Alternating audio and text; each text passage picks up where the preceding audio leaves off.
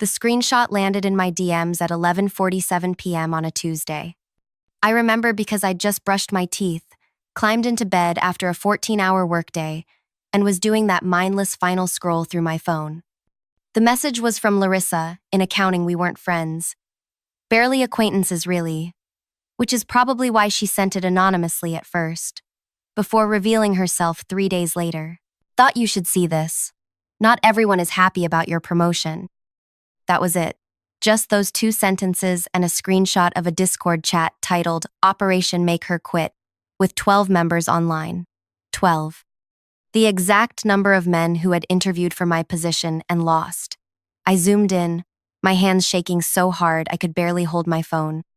Drew, did everyone get the meeting invite for Friday? We're finalizing the client presentation she'll be delivering to Westlake. Vic, got it. I've already removed 3 critical slides from the deck. Nothing she'll notice until she's standing in front of the CTO stammering like an idiot. Nate, beautiful. Also, I spoke with Denise in HR, planted the seed about Ellis's concerning outburst in the kitchen. She's documenting it unofficially for now. Ellis, that's me. Ellis Tanner, 34, newly appointed Director of Product Strategy at Amplitude Tech. The woman who beat out 12 men for a role they believed belonged to one of them. The woman they were now systematically planning to destroy. Sorry, I should probably back up. I don't usually do this kind of thing online, but I've been carrying this story around for almost 2 years now, and I'm finally ready to talk about it. If you're watching this, maybe you've been through something similar. Maybe you haven't. Either way, if you find it helpful, please like and subscribe. I'm still processing all of this, and knowing I'm not shouting into a void would be nice. So, Amplitude Tech, a mid-sized software company specializing in data visualization platforms.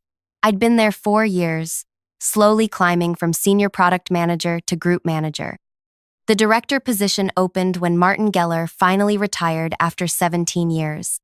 I applied without much hope, not because I didn't deserve it, but because I'd watched 7 men get promoted above me in those 4 years, while women with identical qualifications were passed over.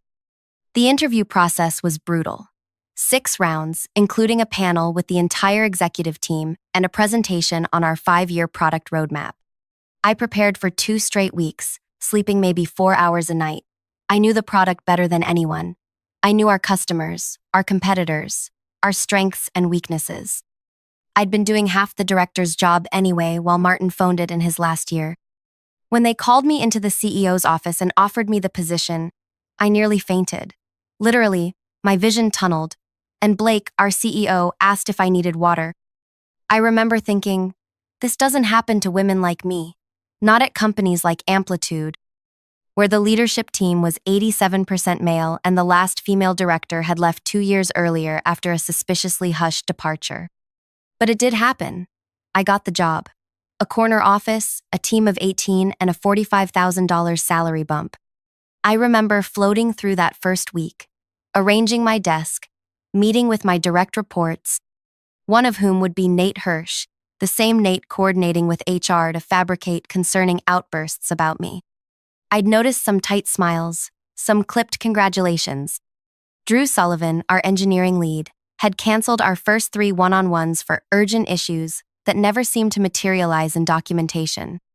Victor Patel from sales had made a point of mentioning how close he'd been to Martin, how they'd had a shared vision he hoped wouldn't be disrupted. But this?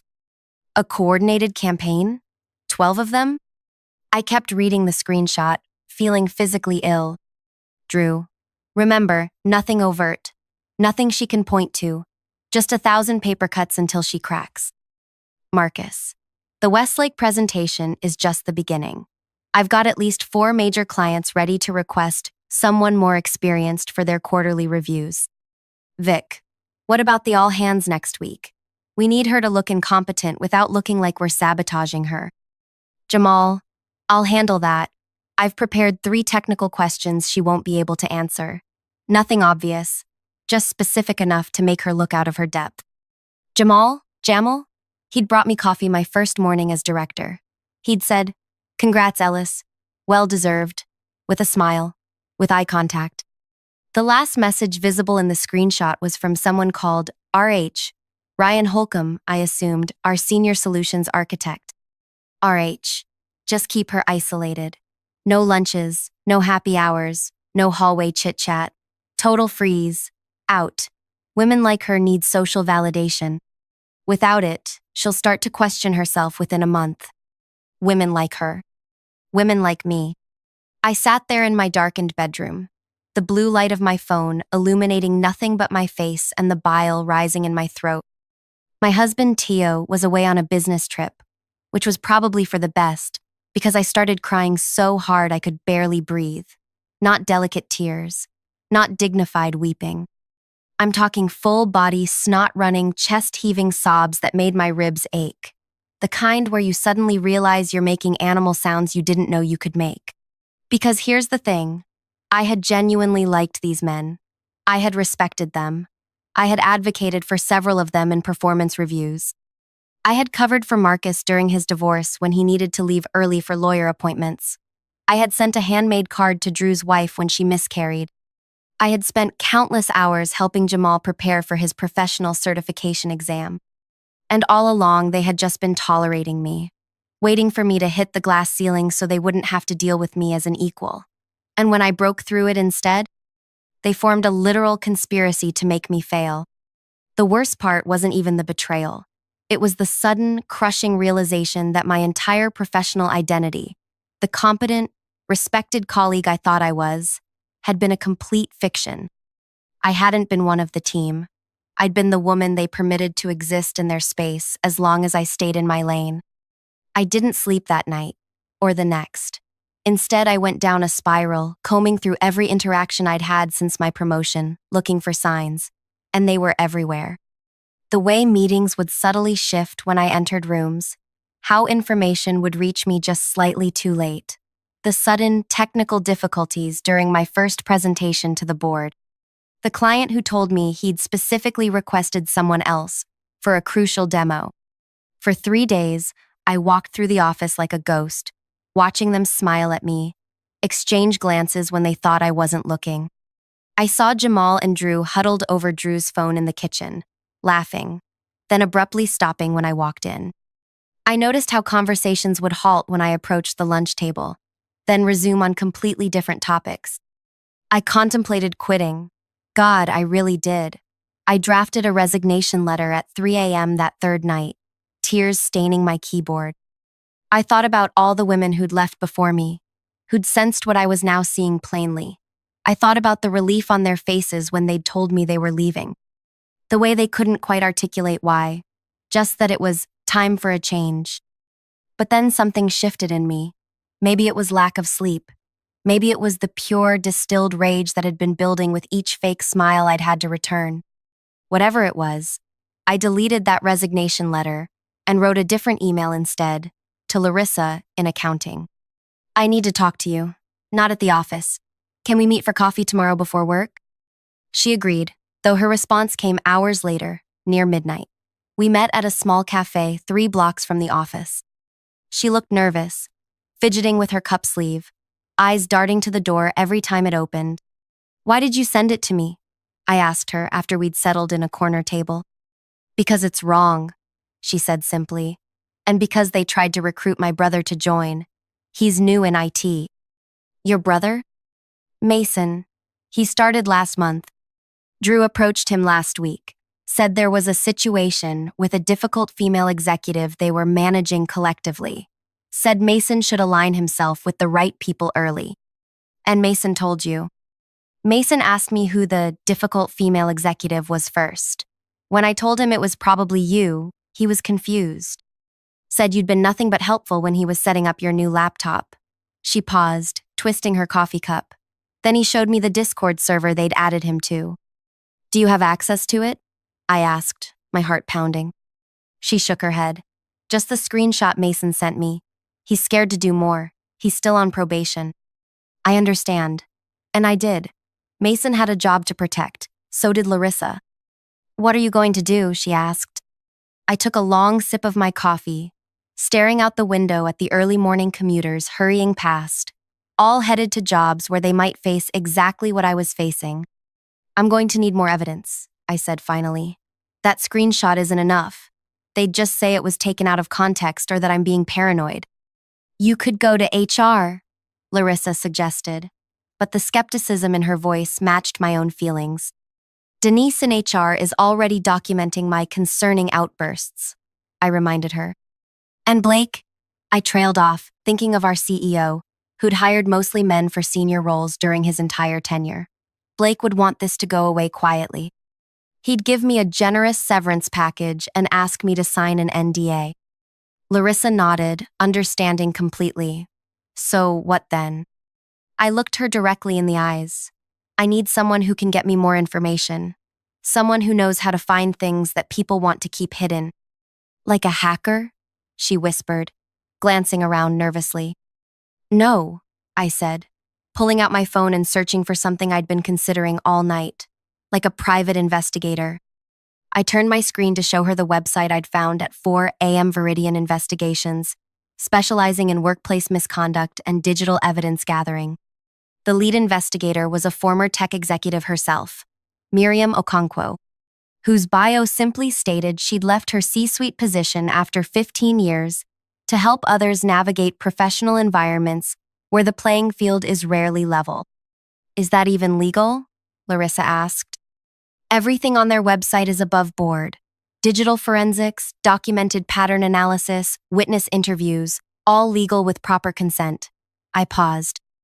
But I have a feeling Miriam knows how to find things that exist in gray areas too. This is going to be expensive, Larissa said, eyeing the sleek professionalism of the website. Yes, I agreed. It will be. But so is losing my career because 12 men decided I don't deserve what I've earned. I sent an inquiry to Veridian that morning, using my personal email. By lunchtime, Miriam herself had responded, asking for a consultation call that evening. At 8 p.m., I sat in my parked car 3 miles from my house, away from any chance of Teo overhearing, and called the number Miriam had provided. Ellis, she answered on the first ring, her voice crisp and low. Tell me what's happening. I explained everything, the promotion, the screenshot, the patterns I'd noticed. She listened without interruption, and I could hear her typing occasionally. You understand that what you're describing is a hostile work environment and potentially actionable harassment, she said when I finished. I do, but I also understand that without concrete evidence, it's my word against theirs, and there are 12 of them. 11, technically, she corrected. Your ally in accounting makes it 12 versus 11. Larissa isn't going to put her job on the line, I said, and I wouldn't ask her to. Fair enough. More typing sounds. Here's what I can offer. 2 weeks of surveillance and information gathering. Digital primarily, but some in-person observation if necessary. My fee is $8,500 half up front. I swallowed hard. That was more than a month's mortgage payment. What exactly will that get me? Evidence, Miriam said simply. Enough to decide your next move, whether that's HR, legal action, or, she paused, alternative resolution. Alternative resolution? I repeated. Ellis, she said, her voice softening slightly. Sometimes the system works. Sometimes it doesn't. I provide evidence. What you do with it is entirely your choice. I sat there, my free hand gripping the steering wheel so hard my knuckles went white. $8,500 was a lot of money.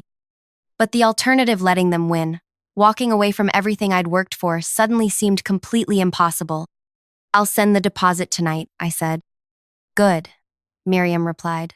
One more thing. I need you to behave absolutely normally at work. Don't confront anyone. Don't change your patterns. Don't give any indication you're aware of their campaign. Can you do that? Could I? Could I walk into that office every day, smile at men who were actively trying to destroy me, and pretend I didn't know? Yes, I said, surprising myself with how steady my voice sounded. I can do that. Then we have a deal, Miriam said. I'll be in touch within 48 hours with my initial approach. Try to get some sleep, Ellis. The next 2 weeks will require all your strength. I ended the call and sat there in my darkened car, staring at nothing. What had I just done? Hired a stranger to investigate my colleagues? Committed to spending thousands of dollars I should have been saving for the future?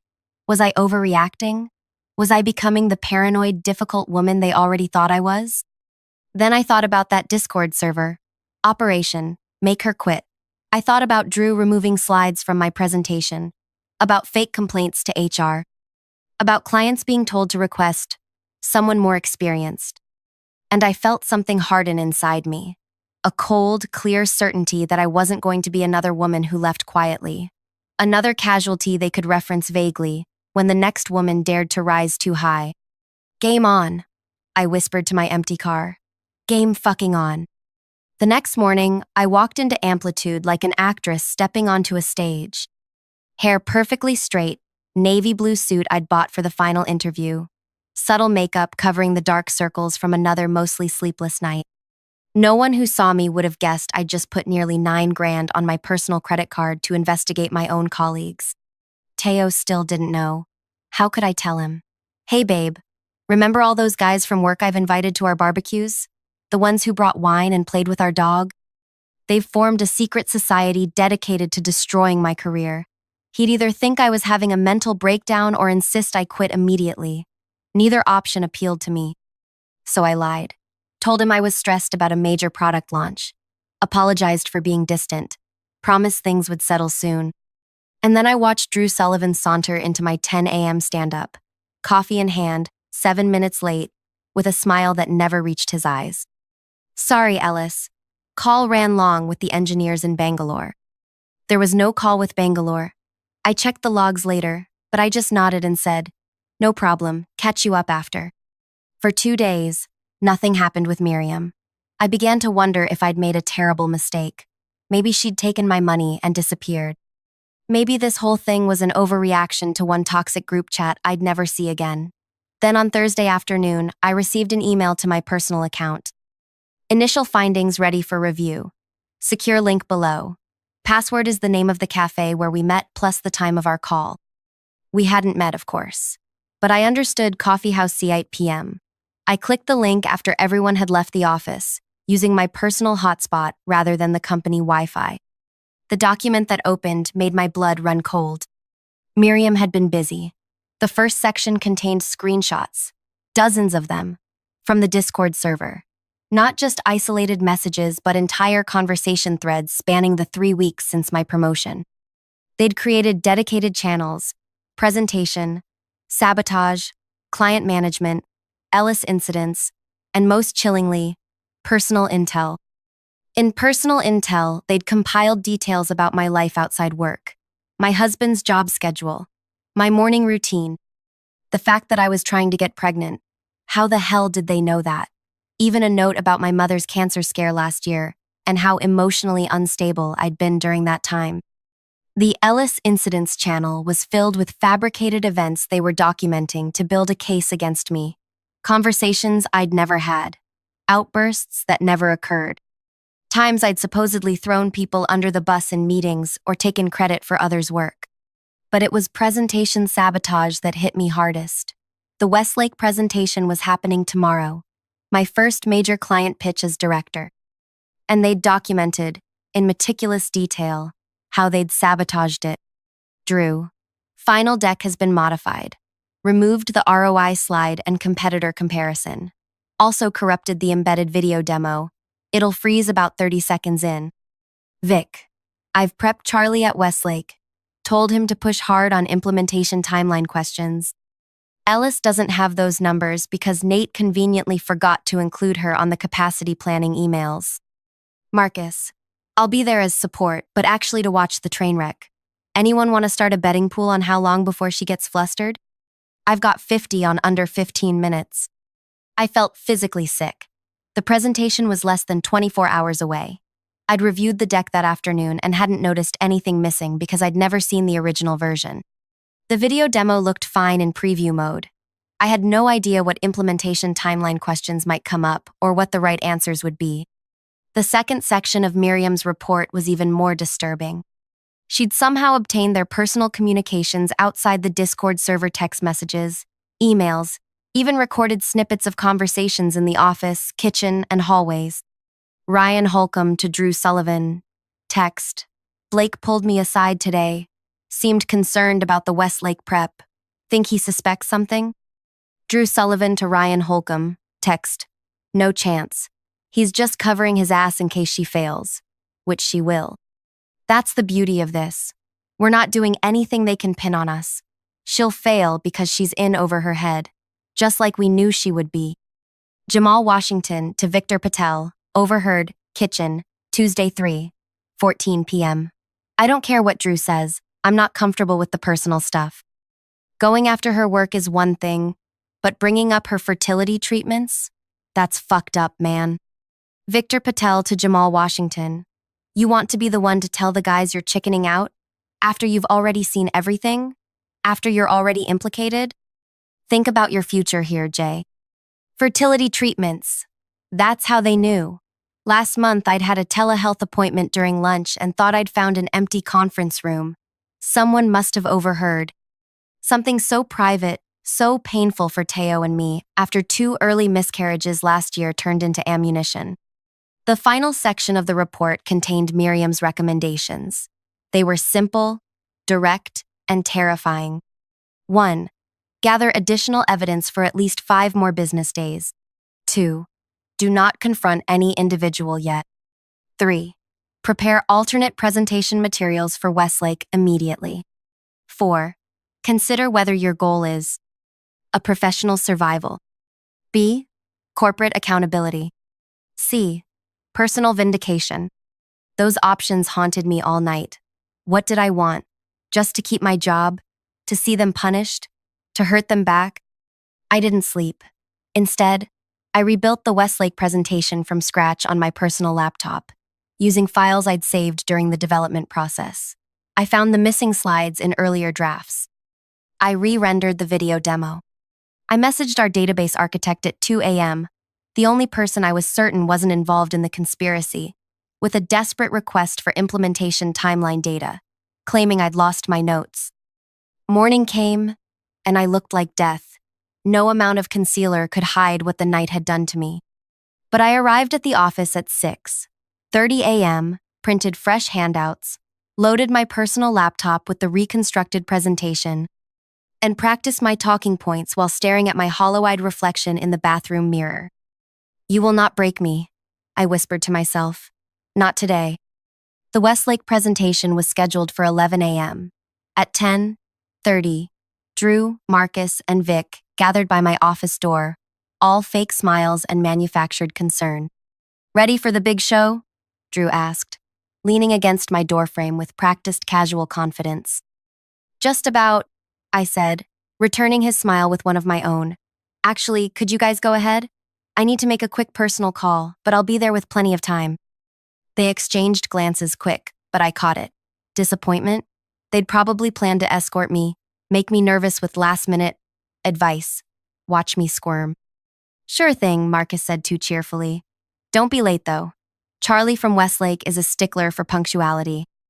The moment they left, I grabbed my personal laptop, the handouts, and practically ran to the conference room using the back stairwell. I arrived sweating, but with 15 minutes to spare. Enough time to set up my own equipment, place the handouts, and compose myself before anyone arrived. When Drew walked in with the Westlake team 10 minutes later, the confusion on his face was almost worth everything. Almost. Ellis, he faltered. I thought we were going to use the presentation from the shared drive? Oh, I said innocently. I made some last-minute improvements this morning. Didn't want to risk any technical glitches. You know how important this client is to us. The meeting went flawlessly. I anticipated every sabotaged moment and navigated around it.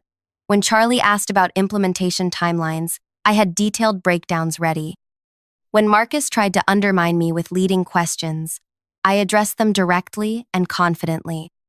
By the end, Charlie was smiling. The Westlake team was taking pictures of my slides with their phones, and Drew, Marcus, and Vic looked like they'd swallowed something rancid. Impressive work, Ellis, Charlie said as we wrapped up. Frankly, I was told to expect something different today. Glad to see Amplitude is in such capable hands.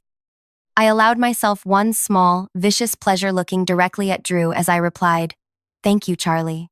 I'm surrounded by a team that constantly challenges me to be at my best. The drive back to the office was silent. The triumph I expected to feel never came. Instead, a bone-deep exhaustion settled over me. I'd survived today, but they'd try again and again. How many ambushes could I anticipate? How long could I function on no sleep? Constant vigilance, and the knowledge that people I broke bread with were meticulously documenting ways to break me. That night, Miriam called me. "Congratulations on Westlake," she said without preamble. "How did you—" "I have sources," she cut me off. "But that's not why I'm calling. Things are escalating in the Discord server. They're angry about today. The conversation has taken a more personal turn." "What does that mean?" "It means they're discussing ways to attack your reputation, not just your competence. Sexual harassment allegations, claims you've made racist comments. Things that would be career-ending, not just career-damaging."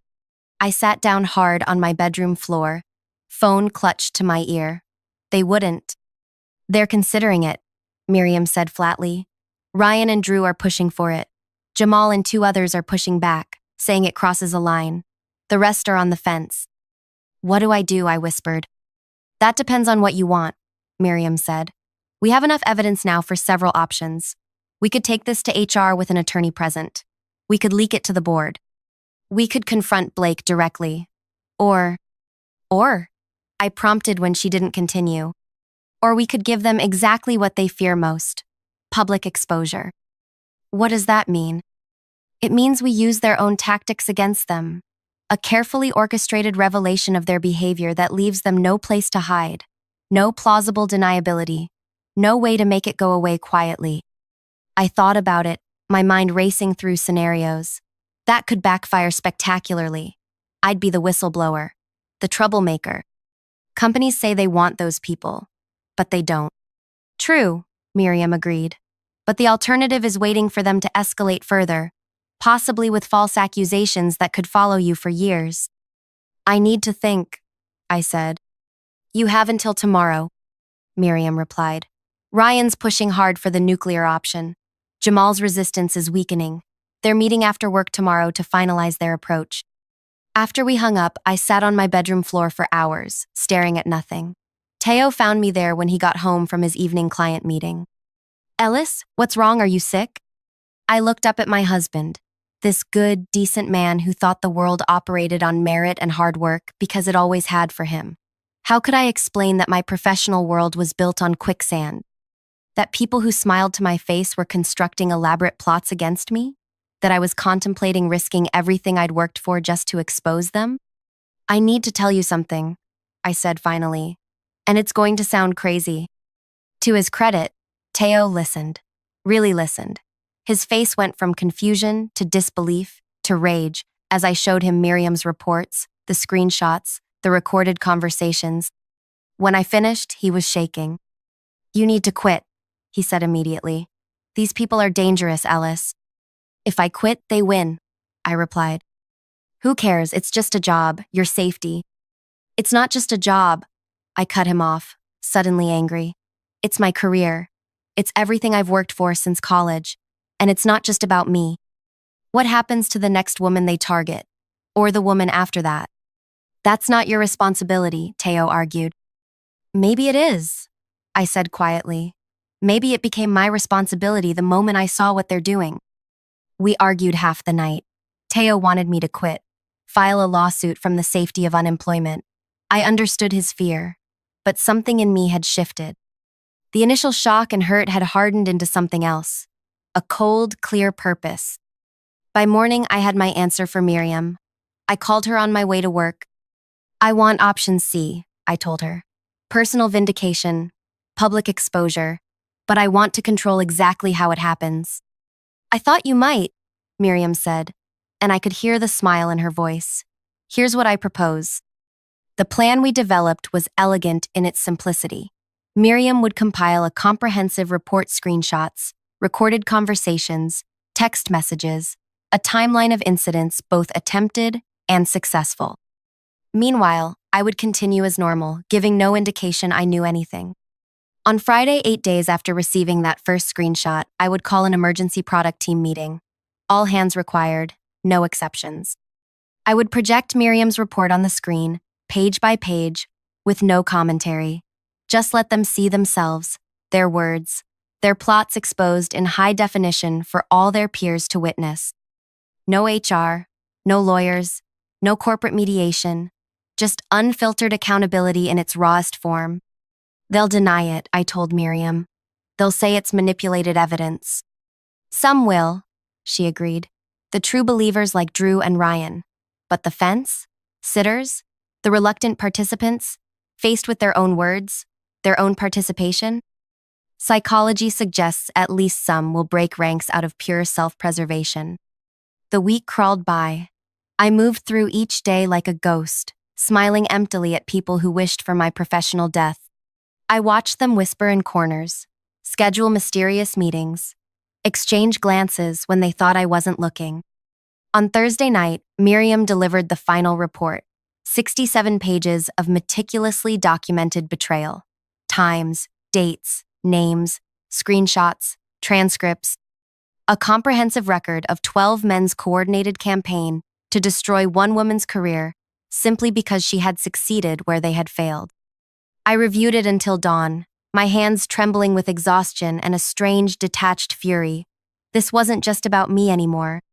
It was about every woman who'd been pushed out, overlooked, undermined, every woman who'd gone home crying, wondering if she was crazy, if she was imagining the subtle sabotage. Friday morning arrived gray and rainy fitting for what I was about to do. I scheduled the emergency meeting for 11 a.m., marking it as Critical Product Roadmap Review to ensure attendance. Then I sat in my office, door closed, waiting. At 10:55, I walked to our largest conference room, connected my laptop to the projector, and pulled up the report. People began filtering in, coffee cups in hand, puzzled expressions on their faces. There was no product roadmap emergency. Everyone knew our quarterly plans were locked. I watched them take their seats. Drew, looking annoyed at the interruption to his day. Ryan, checking his phone impatiently. Jamal, unable to meet my eyes. And 9 others, all with varying degrees of irritation, boredom, or curiosity. At exactly 11 a.m., I closed the conference room door and locked it. "Thank you all for coming," I said, my voice steadier than I felt. "This isn't about the product roadmap." I clicked to the first slide. A screenshot of the Discord server. Operation. Make her quit. The room went deadly silent. "This meeting will last exactly 30 minutes, I continued. "I will not be taking questions. I will not be engaging in debate. I am simply going to show you what I know." For the next 20 minutes, I clicked through page after page of their conspiracy. Conversations about sabotaging presentations, plans to alienate clients, fabricated HR complaints, personal attacks. The meeting about false sexual harassment allegations scheduled for that very evening. I watched their faces as the evidence mounted. Drew and Ryan, red-faced and defensive, shooting glances at each other. Marcus, gone pale and still. Jamal, head bowed, staring at his hands. Others looking at the floor, the ceiling, anywhere but at me or the screen. When I reached the final slide, I paused. It contained just one line. "This report has been backed up to secure cloud storage and shared with select members of the board, industry contacts, and media outlets to be released only in the event of any retribution against Ellis Tanner or any future female leaders at Amplitude Tech."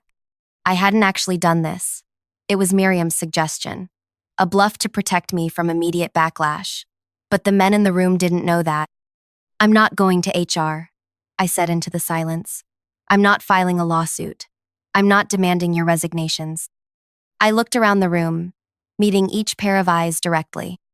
"What I am doing is giving you this one chance. This report stays private if the Discord server is deleted today.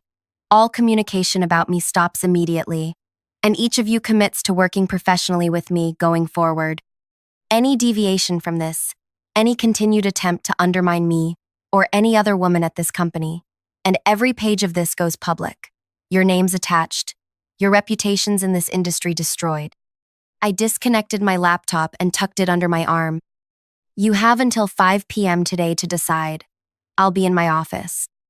I walked out, closed the door behind me, and somehow made it to the bathroom before throwing up everything in my stomach. Then I locked myself in my office and waited. They came in pairs and individually throughout the day. Jamal first, eyes red, a halting apology about cowardice and peer pressure. Then Marcus and 2 others, stiff and formal, assuring me the server would be deleted.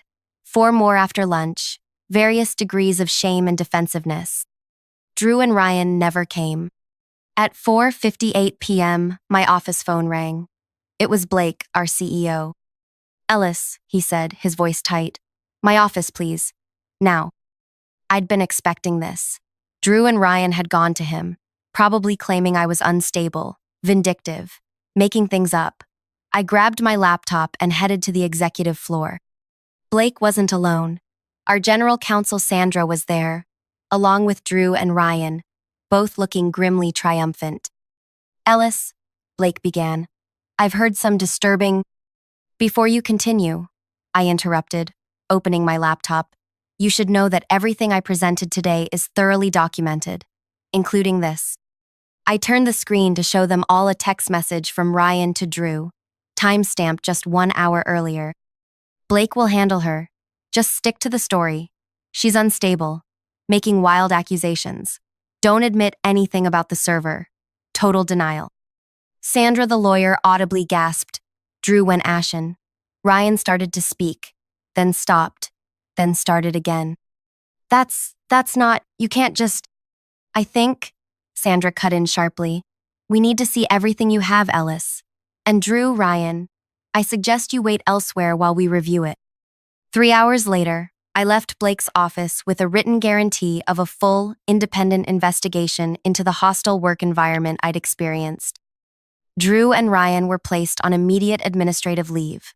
The others would receive formal warnings and mandatory sensitivity training. It wasn't a perfect victory. Some would call it no victory at all. The trauma of those weeks had fundamentally changed me, changed how I viewed my colleagues, my company, my entire profession. I still had to work alongside men who had participated in a campaign to destroy me, even if they now moved around me with cautious politeness tinged with resentment or fear. But I was still there, still director of product strategy, still earning every dollar of that $45,000 raise. 2 months later, Drew and Ryan were quietly let go. Organizational restructuring, the official announcement said. Everyone knew the truth. 6 months after that, Blake announced his retirement. His replacement? A woman, the first female CEO in company history. Her first act was to promote me to VP of Product. It's been almost 2 years now. I still have the Discord screenshots, though I never look at them anymore. Miriam and I still meet for coffee occasionally. Teo still worries more than he needs to. And I still wonder sometimes if I did the right thing, if public exposure was better than quiet legal action, if confrontation was better than walking away. But then I look at our leadership team, now 43% women, and I think maybe, just maybe, it was worth it. Not just for me, but for the Larissas and the Masons and all the others who saw what happened and realized they didn't have to accept the status quo. So if you're watching this and something similar is happening to you, whether it's a full conspiracy or just the everyday death by 1,000 cuts that so many of us face, know that you're not crazy. You're not imagining it, and you're not alone. Like, subscribe, comment below if you want to share your story. I read every comment, and I promise you, someone else needs to hear they're not alone too. Thanks for listening. This is Ellis, signing off.